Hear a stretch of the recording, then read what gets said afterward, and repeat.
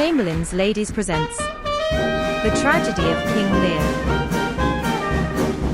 The play starts with an old King Lear. He has decided to give up the throne and separate the kingdom between his three daughters, Goneril, Regan and Cordelia. The girls must express their love for Lear to earn their share. Satisfied with Goneril and Regan's declarations, he gives them each 1/3 of the kingdom.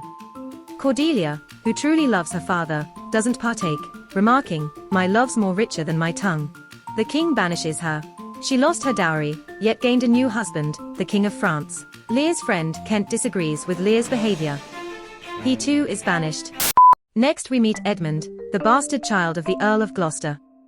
He is angry that society views him as less due to his illegitimacy, and this makes him jealous of his older brother Edgar. He reveals a plot to displace Edgar, so he can become heir to their father. He forges a letter stating plans of killing Gloucester. When Gloucester sees, he demands Edmund to go find Edgar.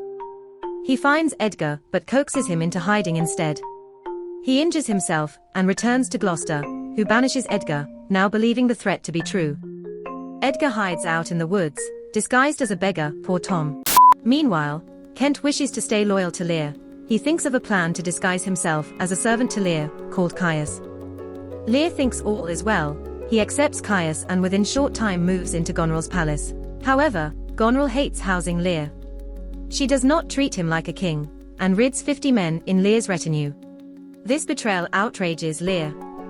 He leaves to Regan's house, where, unbeknownst to him, they too did not want to house Lear. He can't believe the betrayal, and hastily, with only his fool beside him, Lear wanders out into a raging storm.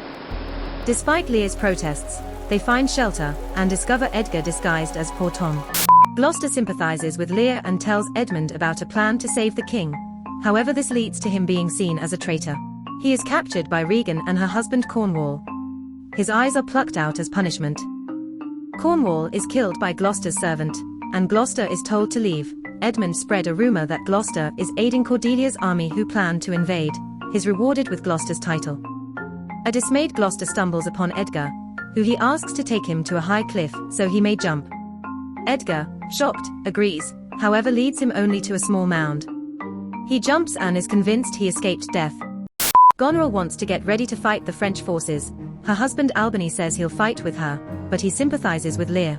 She wants to get rid of Albany. His siding with Lear is treason, but more importantly, she has fallen in love with Edmund. She sends her servant Oswald off with a love letter declaring these wishes. However, before it can be delivered, Oswald is killed by Edgar and the letter is seized. Lear, who has gone mad, is discovered by Cordelia and her army, who try to look after him. And back at home, a widowed Regan confesses she too loves Edmund. The battle looms, as Edmund is joined by Goneril, Regan and Albany. Edgar appears with Oswald's letter, and gives it to Albany, revealing Edmund's treachery. The battle commences hastily, with Cordelia losing. She and Lear are taken as prisoner and ordered to death. With his identity unknown, Edgar challenges Edmund to a trial for his treachery. Edmund is fatally wounded. Goneril poisons Regan to ensure she can't marry Edmund. Regan dies. After this, Goneril takes her own life. Upon losing, Edmund reveals his treachery to his victor, and Edgar reveals his identity to his brother. Edgar tells him too that Gloucester has died.